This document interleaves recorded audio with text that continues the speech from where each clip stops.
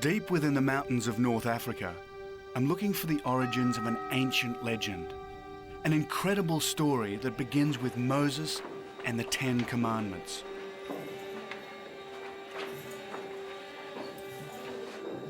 It's about an object so sacred, it can only be viewed by the most pure Christians. It's so dangerous, it can destroy cities, spread plague, and burn people alive.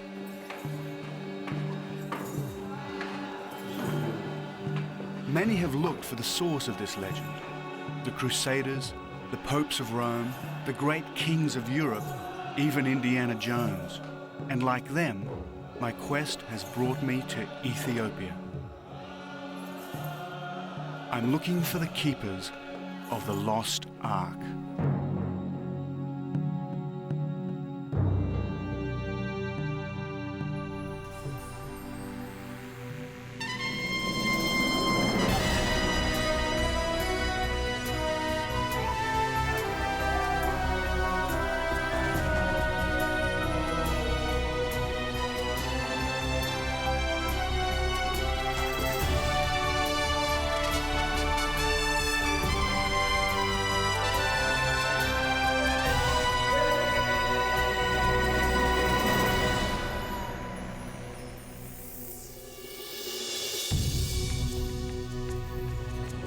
My name is David Adams.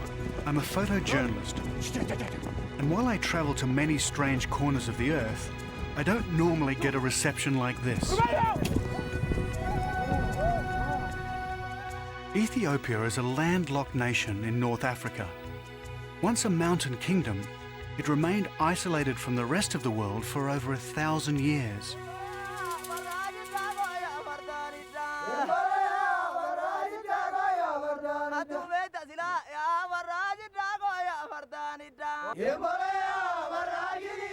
Ethiopia is the only African nation never to be colonized, thanks to warriors like these.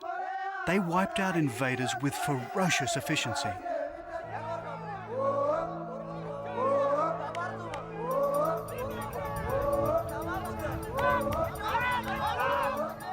And this is how they developed battle courage. It's the ancient sport of quacks.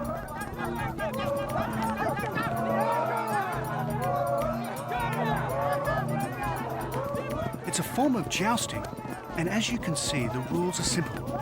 Get out of the way fast. The spears are real and very sharp.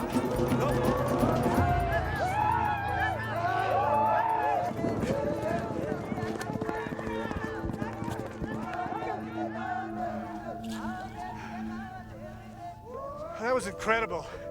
I've never been chased like that in a horse ever. It's no wonder that Ethiopia has never been really occupied with guys like that chasing the people out of here. Just fantastic. Oh.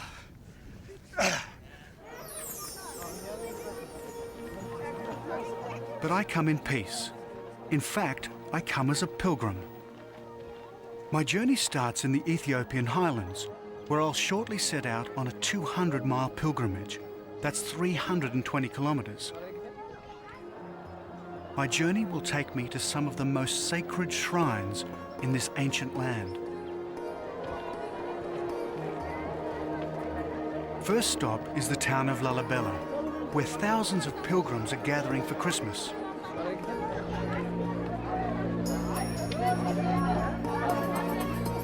Ethiopia is one of the world's oldest Christian nations, so I wear a white shawl to show respect, and I carry a pilgrim's staff for divine determination.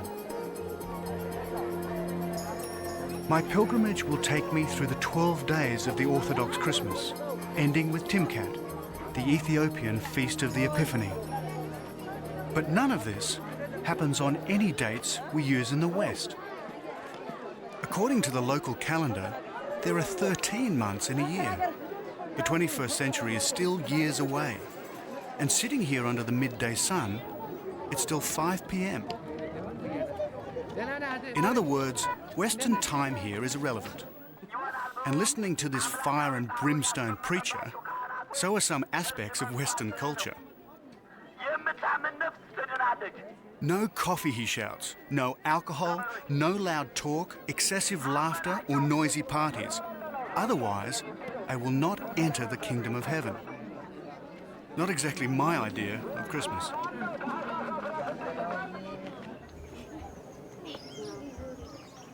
So to help me on my pilgrimage and guide me through this fundamental Christian country, I need expert help. I find it in this humble Lalibela home.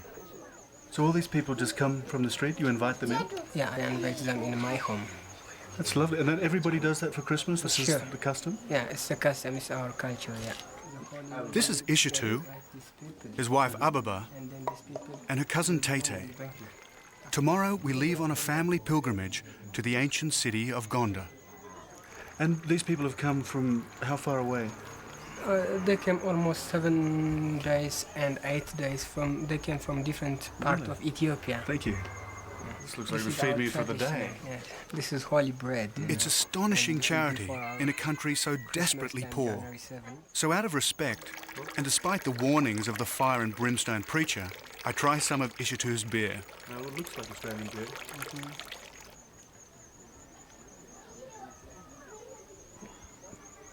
It's not How bad. do you like it? That's good. It's quite bitter. There's things floating in it. Maybe we'll export to your country. Somehow I don't think it'll work.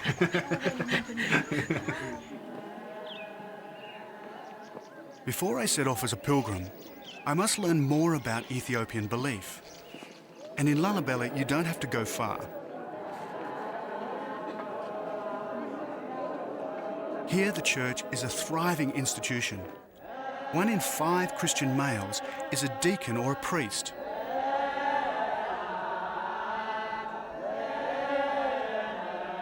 This is a Christmas liturgy, conducted as it would have been 1,500 years ago.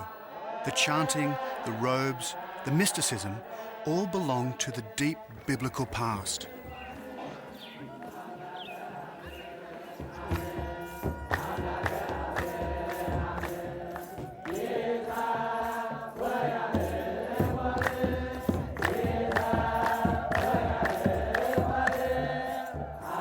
While there's something that seems very African about this dance, it's actually one of the oldest liturgies in existence. It has its roots in the days when Christianity was a radical Jewish sect. And underlying it all is unswerving faith.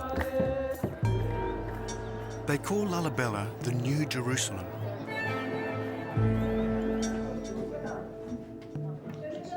There are 11 of these churches here dating from the 12th century, and all of them are carved by hand out of solid rock. Hello. Hello. I'd like to buy some candles. Yeah. Thank you very much. Merry Christmas.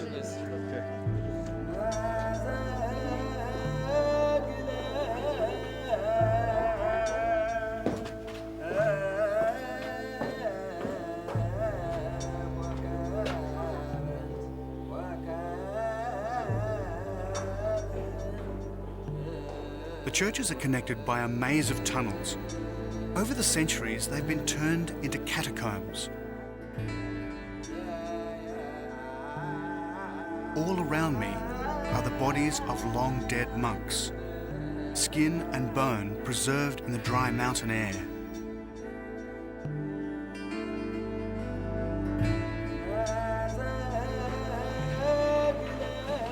The passages twist and turn into an elaborate underground labyrinth.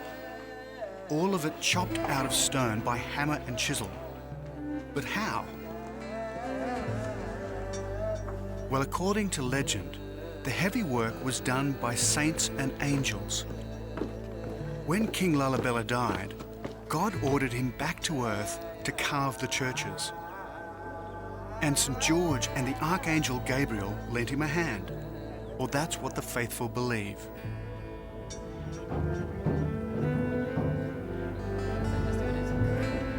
Here in Ethiopia, faith is an obsession. This woman has travelled for days to be rechristened at the Church of St. George. And these hermit monks will spend the rest of their lives in holes, reading and rereading their Bibles, until they too join the catacombs of the dead.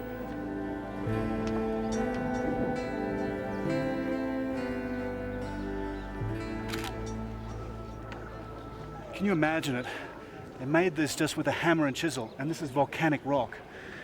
If anything is an act of faith, this is.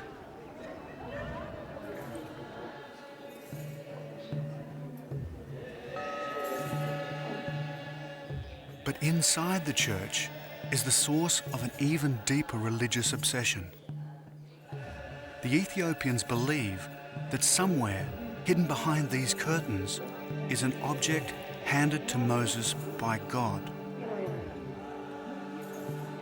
It's the Ark of the Covenant, the box that held the 10 Commandments. Now I must say, I'd always believed it was destroyed when the Babylonians sacked Jerusalem in 586 BC. But here they believe it was brought to Ethiopia by Menelik, son of King Solomon and the Queen of Sheba.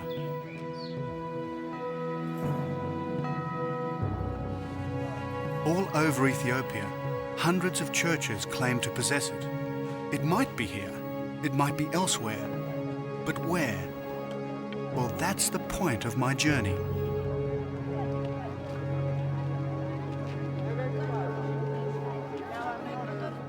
Tomorrow, I set out through the 12 days of Christmas on a pilgrimage. I travel to some of the most remote hiding places in Ethiopia on my quest for the secrets of the lost Ark.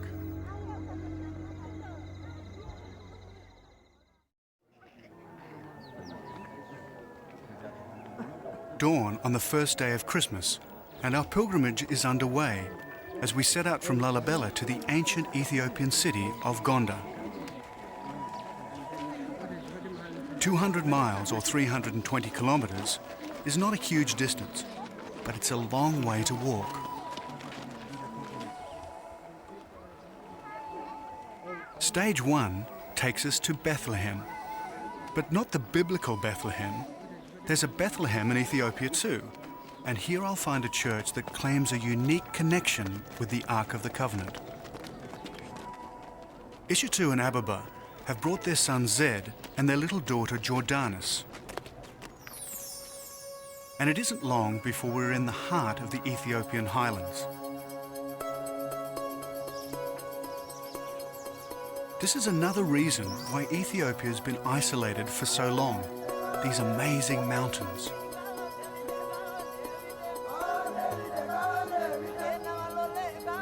They're a natural barrier to invaders and explorers. And that includes people like me, investigating the legend of the lost Ark. You know, if you were going to hide an object that was at the core of 3 of the world's great religions, this wouldn't be a bad place to do it.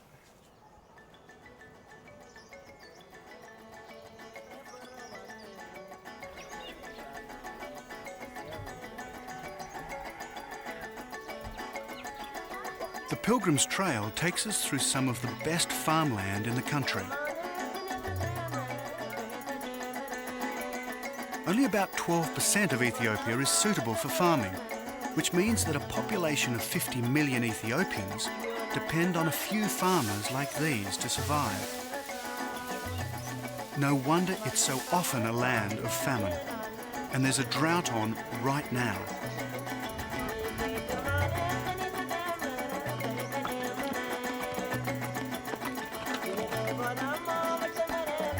These farming methods have hardly changed since biblical times.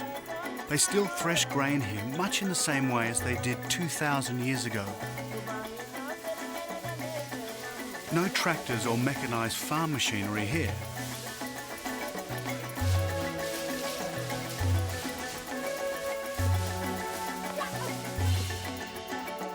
By now we've done about 12 miles or 20 kilometers.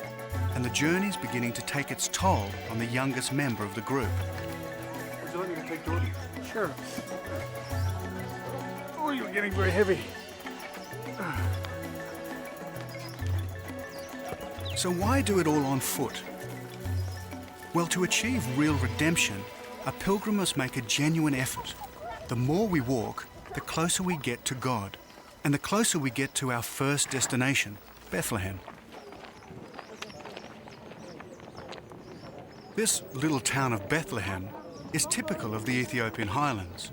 No power, no running water, not much land for crops or grazing, and desperately poor.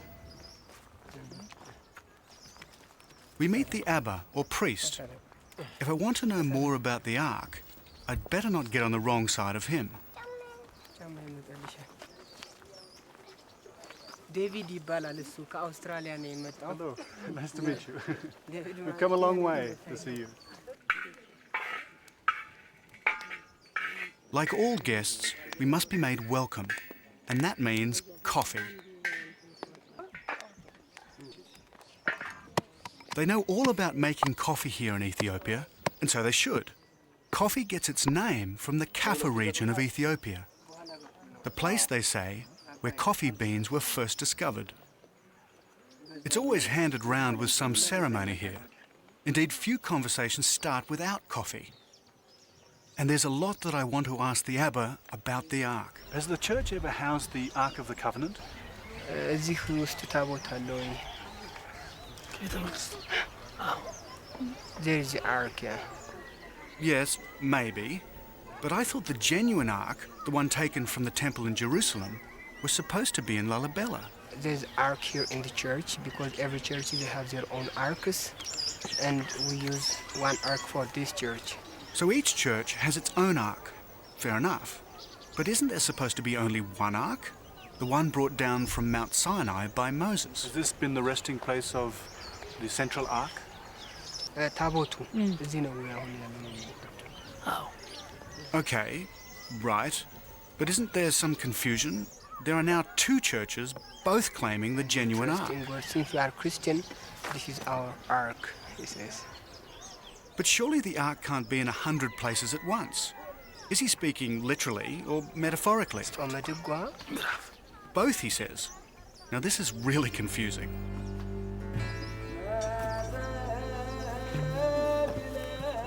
The Abba shows me the Bethlehem Church. It was built by people from Israel in the 3rd century, he says, by foreigners who wished to protect the Ark, and it's well protected. This is as far as the Abba can go. Because he's recently eaten and made love to his wife, he's temporarily impure and cannot enter the consecrated part of the church. So I enter under the watchful eyes of his assistant.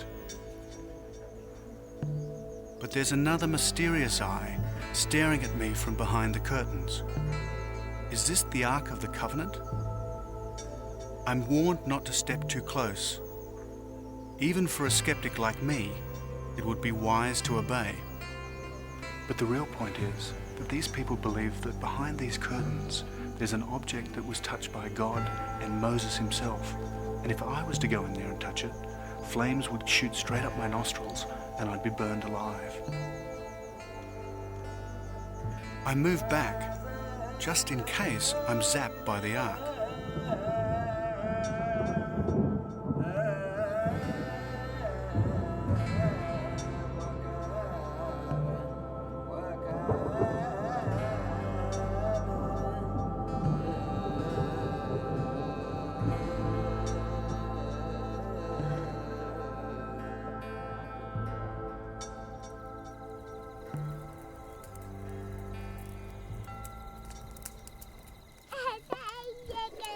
That evening, as Tete and Ababa prepare our meal, I keep little Jordanus amused. I'm all prepared for a quiet and reflective night around the campfire, when suddenly, out of the shadow come these dancers.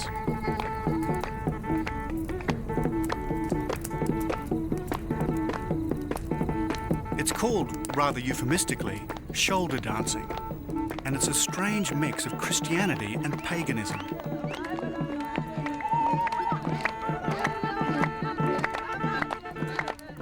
It's a dance about two spirits, one good, the other mischievous. One serves God, the other serves the devil. Suddenly, my pilgrimage is on hold.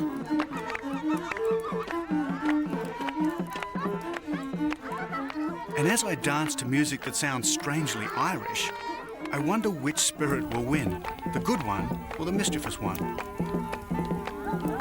Thank goodness the Ark is safely locked away in the church, far beyond the reach of skeptics like me. Tomorrow, I continue my quest for the keepers of the lost Ark. I take a shower under the thundering waters of the Nile and cross a bridge built with honey, eggs, and clay.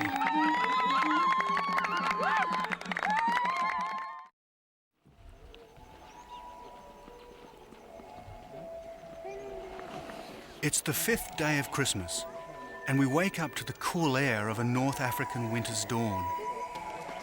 Soon we're back on the Pilgrims' trail.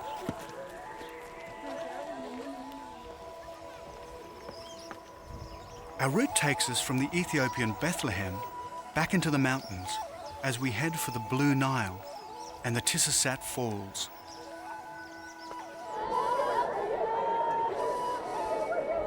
But our pilgrim's progress is checked by one of the sadder realities of Africa. A cortege like this can only mean one thing: a funeral.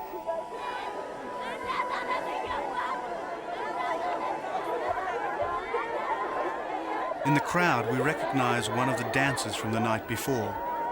Her 23-year-old cousin has died. As is the custom in small, close-knit communities like this, everyone attends, including us.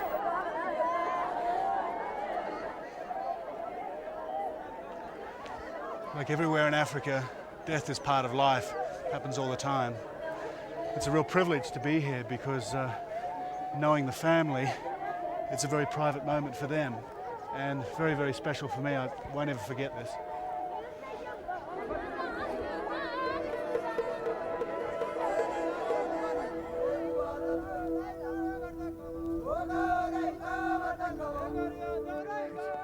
We're now well into our pilgrimage. We've got just over a week to go, but there's still 120 miles of hard slog ahead of us.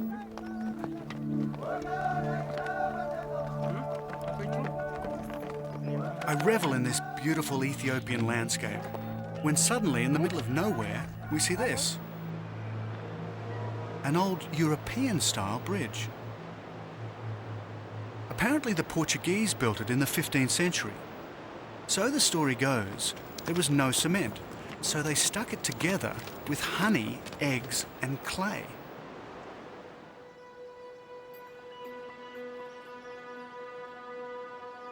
We're now approaching the Blue Nile. And in the distance, a strange white mist. These are supposed to be some of the most spectacular waterfalls in North Africa. I see the wafting haze that gives them their local name, Tissasat, or the smoke of fire.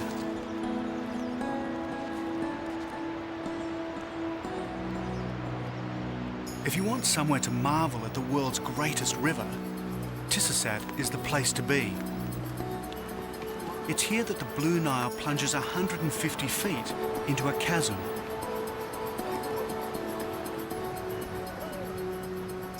It's the first time that Ishatu and his family have ever seen so much water in one spot. Remember, this is an arid country, plagued by drought. To most pilgrims, this is a miracle.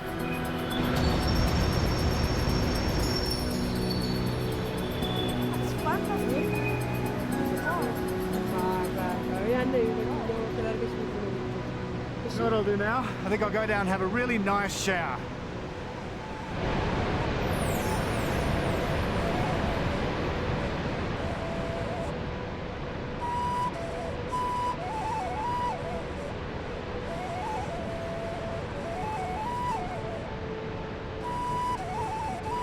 Under the slightly skeptical eye of this young shepherd, I make my way down to the ultimate shower scene. We're in the middle of the dry season. The falls are at their lowest ebb. Imagine what it's like around here when it rains.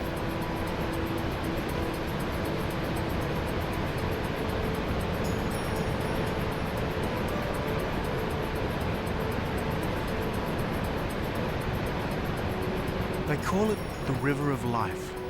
The Blue Nile provides 80% of the water for the Nile proper. If these falls ever stopped, millions would starve to death for 1,000 miles downstream from here.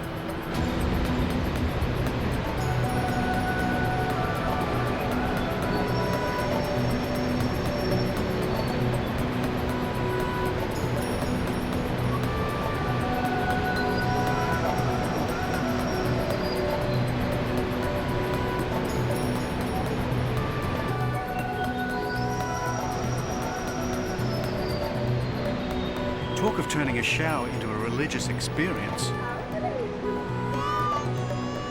Although I suspect Ishitu and little Jordanus think I've lost my mind.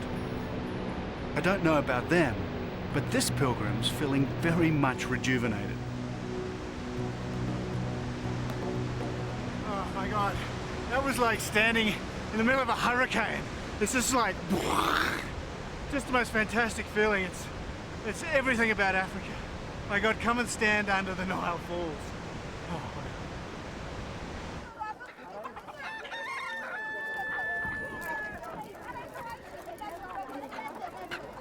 That afternoon, we go into Tisisat village to stock up on food. And in a country that's often stricken by drought, the choice is never huge. You need some potatoes? No shrimps to chuck on the barbie here. Basically, it's potatoes, tomatoes and onions. But they're fresh. Anyway, Tete and Ababa seem to know what they're looking for. However, there doesn't seem to be much in the way of meat. But then meat is a luxury in North Africa. It's a particularly bad one. Besides, as pilgrims, we should live and eat frugally to gain maximum redemption in the eyes of the Lord. But after 7 days on the Pilgrims Trail, I must say I could eat a horse.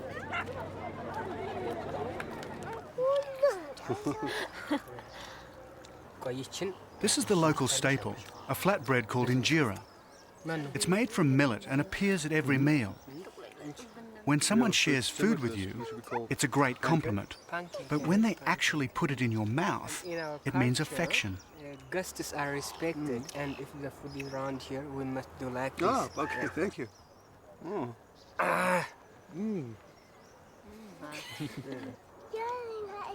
By now, I'm getting to know Ishitu and his family.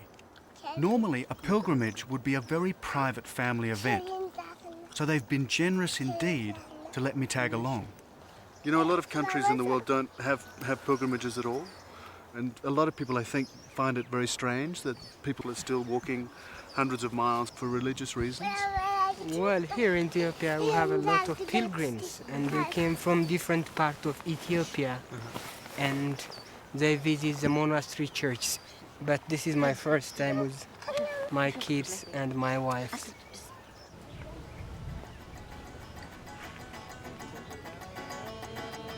Back on the Nile, and a tiny river port that could be straight out of the African Queen. While Ishitu and family go ahead on foot, I'm making a detour to follow up a new lead on the ark.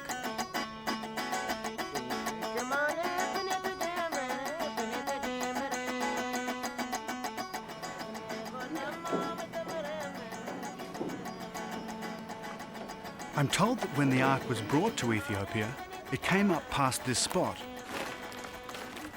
They tell me there's an island on a lake upstream where the ark is supposed to have been kept for 800 years. Some say it's still there.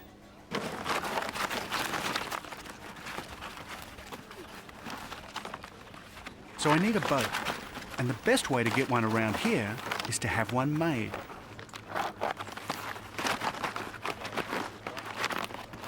They're making papyrus canoes in a manner unchanged in 3,000 years. I've seen similar craft on the River Tigris, on the Caspian Sea, and on the Andean lakes of South America.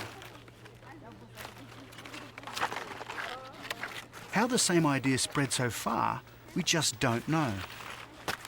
So whatever the reason for their design, it's obvious that these little craft have played a huge role in moving people around the globe.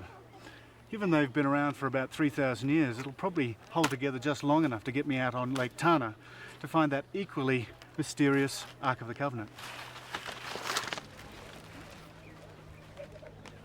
I launched my canoe on the Blue Nile.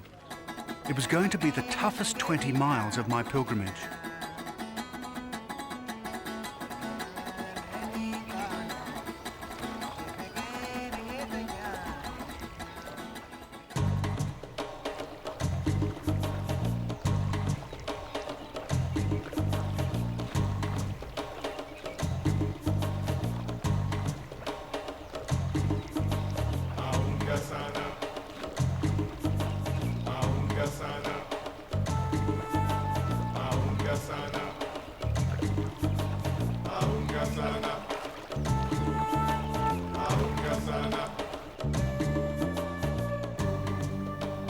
So far, so good, but it's definitely a workout.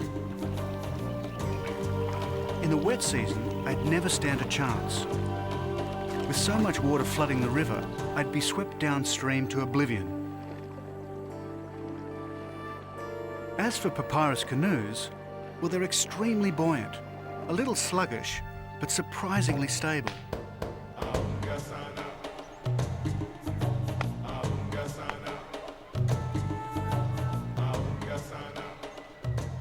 This is an Ethiopian river community that few Westerners ever get to see. Gone is the arid landscape. This one is rich, fertile, and well watered.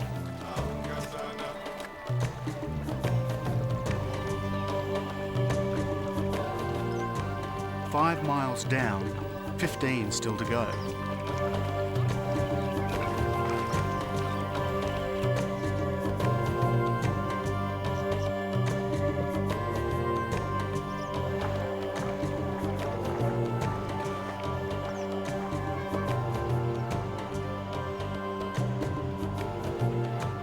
And as the 7th day of Christmas turns to dusk, with arms aching, I look for a place to camp.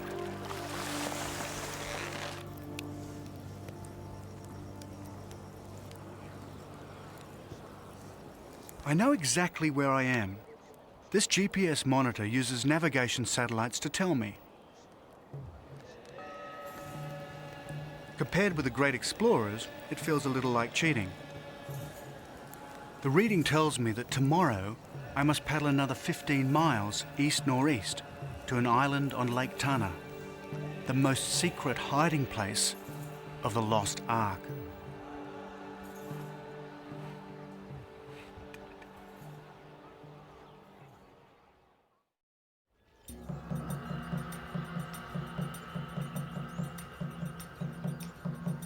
Morning on the 8th day of an Ethiopian Christmas, and I'm back on the River of Life, the Blue Nile of Ethiopia in North Africa.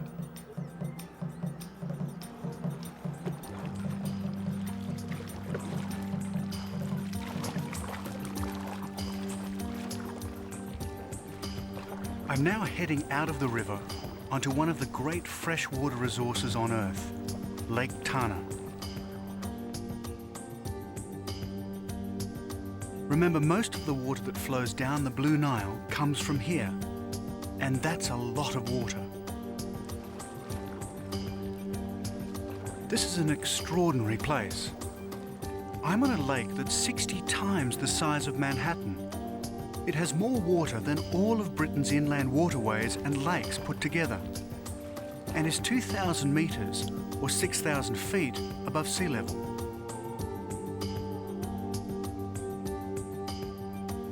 By now, the paddling is starting to take its toll. Somewhere on this lake is the lost Ark of the Covenant, held in a monastery. And according to legend, this time it's the real one. There are 34 islands on this lake, and 20 of them have monasteries. The island I'm seeking is Tana, and of course, it would have to be the most remote of all the islands on Lake Tana.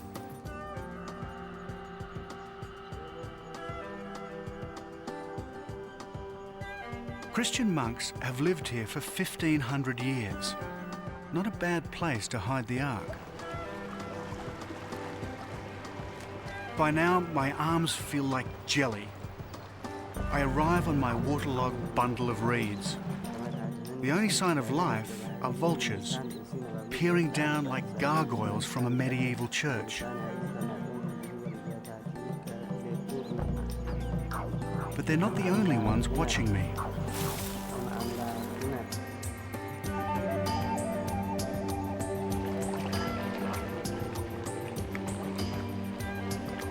My sixth sense tells me I'm under surveillance.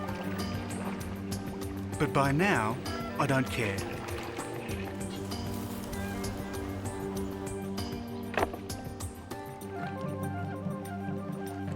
When I land, all I hear is the lapping of water.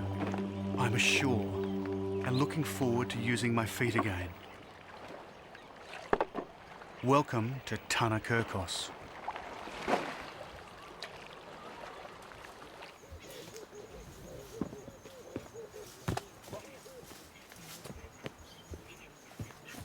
The silence is oppressive. Then I see something that confirms the presence of ancient people, stones once used as a sacrificial altar. The holes were to catch the blood of a calf or lamb, but animal sacrifice was only practiced by the early Christian church in Ethiopia. This means the monastery has been here for a very long time.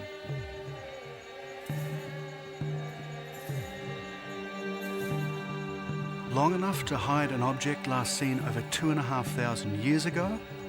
Perhaps. And then I see them, the keepers of the lost ark. These monks have obviously been expecting me. Hello. They're clearly quite relaxed about my presence, so I come straight to the point. I understand that the Ark of the Covenant was kept here, or first came here when it came to Ethiopia. What date was that? How long ago was the Ark brought here? ኦኬ ምንድነው መሰለት የሚለውት የመጀመሪያው የአንተን ማለት ነው ተክለኛው ታቦት ሲመጣ ስንት አመት ይሆነዋል ነው የሚለው ከኦሪቱ 900 አመት አለው ማለት ነው ከክርስቶስ ልደት በፊት 980 ይሁዲ ነው ተማተላችሁ 980 በኦሪት አመት ከክርስቶስ ልደት በፊት ማለት ነው የ15 አመት የሚሉ ይሄዱበት ሲመለሱ በ18 ተመለሱ Maybe I came to the point too abruptly. I don't think that first question went down too well. I'm not sure if they're arguing about the date or whether they should be talking to me at all.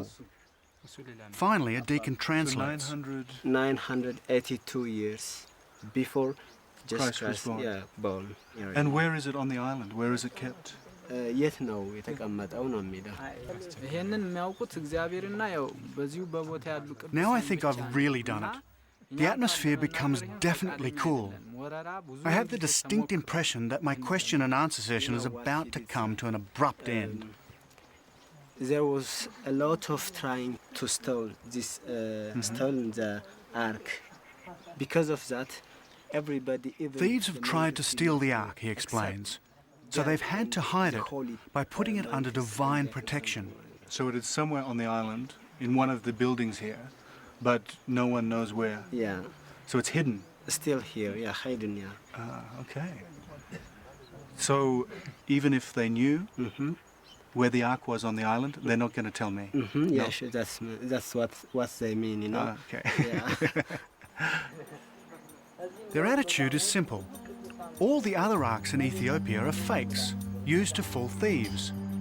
The real ark is here, on the island, and they don't have to prove it to anyone, least of all me. So as I paddle away from Tana in a canoe that seems even more sluggish, I leave yet another home of the so-called one true ark.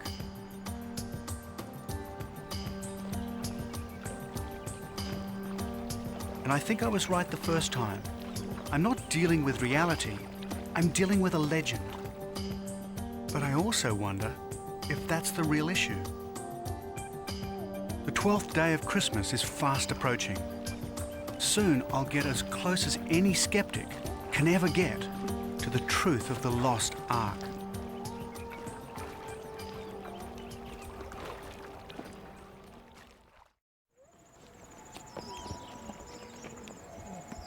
It's the 10th day of Christmas, and at last we're approaching the end of our Ethiopian pilgrimage.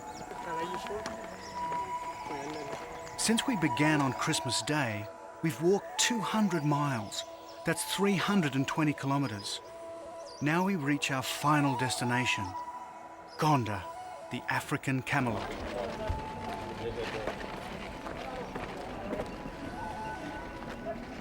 And after so many days on the road, this former Ethiopian capital comes as an intoxicating relief.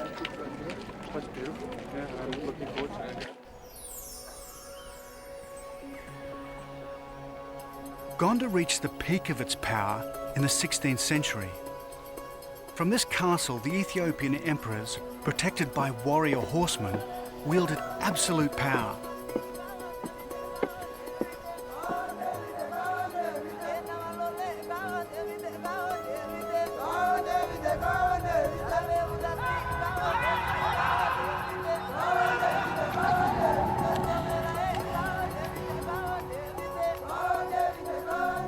But Ethiopian emperors were always in awe of another superior force, the spiritual might of Ethiopian orthodoxy. And still today, we should never underestimate the power of the Orthodox Church in this country. Even at the beginning of the 21st century, it is still incredibly profound here.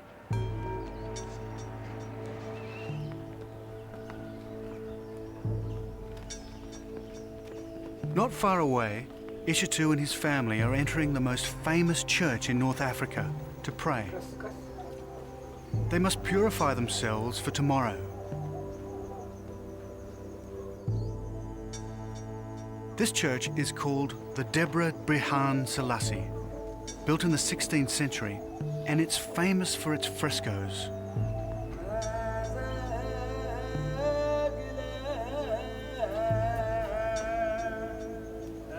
And note how they pray, not unlike the prayer rituals of Islam. The fresco is of the three wise men who showed the baby Jesus to the world. That moment is what Timkat is all about.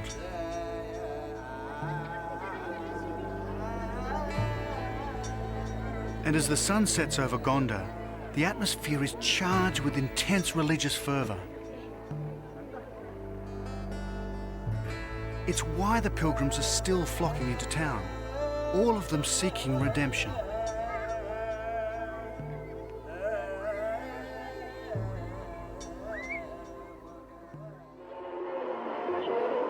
Next morning, it's the start of Timkat. Religious passions explode in the streets.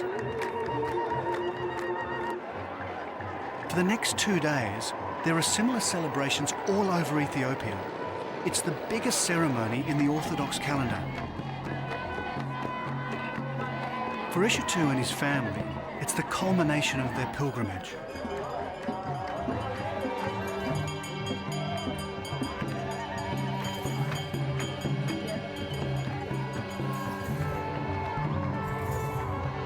But for me, it's a little different, because it's at Timkat when the most sacred objects of Ethiopian Christendom are put on show.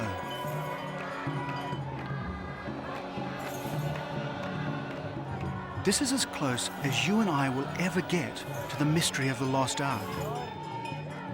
Resting on the priests' heads are tablets, the tablets upon which God is supposed to have written the 10 Commandments.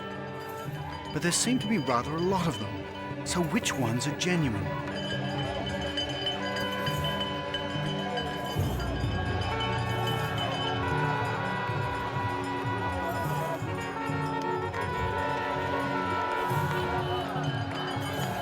Then I'm told that each tablet comes from a different church in Gondar. Each is believed to have the power of the ark, which is why they're covered in cloth. If anyone other than their guardian priest sees them, they'll be instantly consumed by fire. At least that's what the faithful believe.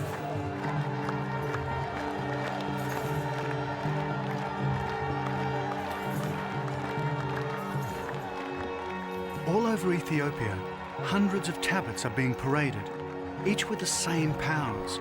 each supposedly inscribed with the laws of Moses as writ by the finger of God. And here at last, I'm beginning to understand what they're on about. This isn't about reality, it's about faith. You don't ask God to prove his existence, so why ask the same of the Ark? And it's that faith that's brought the pilgrims to Gondar. It's why Ishitu, his family and I have walked all this way. Did you enjoy it? I enjoyed very much, very, very much. Really, I don't have what to tell you about what I enjoyed. Tay, what did you think? You enjoy it? Yeah? ደስ ብሎሻል ወይ ነው የምልሽ ትታይ በእንግሊዝኛው በይ። Would you think you'll come back next year? Well, maybe I will come with my friends to visit this place because I enjoyed very much about Timkat or Ethiopia. Yeah.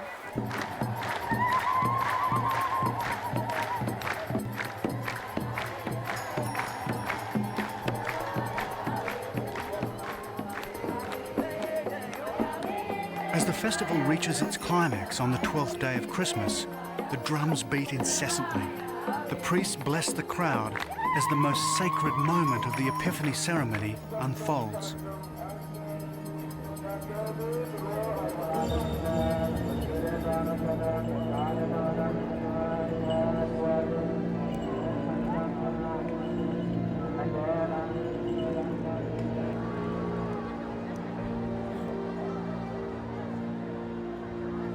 They push a raft out into the lake. The candles are both a sign and a symbol. The symbol is the giving of life to the Saviour, and the sign is for everyone to repeat their christening.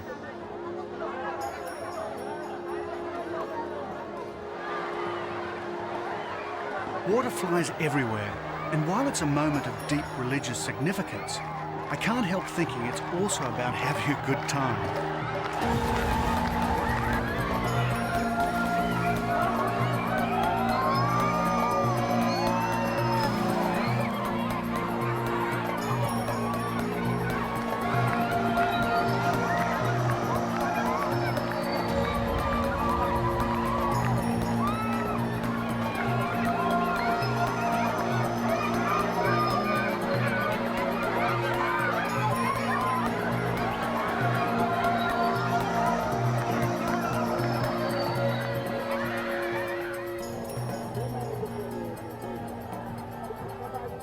And what of the Ark of the Covenant? Well, the Ark didn't show, but its contents did.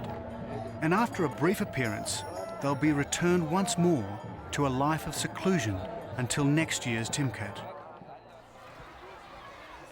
So if you come to Ethiopia, you may not find the Ark, but you will find the covenant, that agreement between God and humanity. It's everywhere, in ceremonies like this all over Ethiopia. It's in the hearts and minds of the Ethiopian people. But right now, it's the mouths and stomachs of a group of pilgrims that's concerning us most. After so much walking, I reckon we've earned enough redemption for some of the pleasures of life. We're looking forward to this, I tell you. Where's the Timkat, huh? And a toast to little Jordanus, the youngest member of the group. Always happy, always smiling. And sadly, it's time to say goodbye to my pilgrim friends. And as they head back to Lalibela, I head off to reflect. I'd done 200 miles across these magnificent highlands. I'd visited some of Ethiopia's most sacred places, and I'd got a real insight into the soul of this ancient land.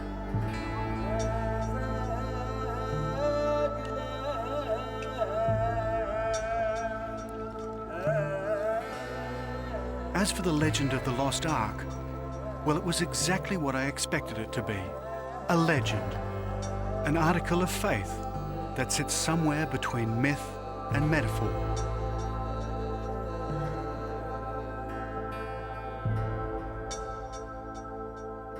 And while it is fact and logic that makes the Western world tick, it's that wonderful mixture of faith and legend that's forever keeping me going on my journeys to the ends of the earth.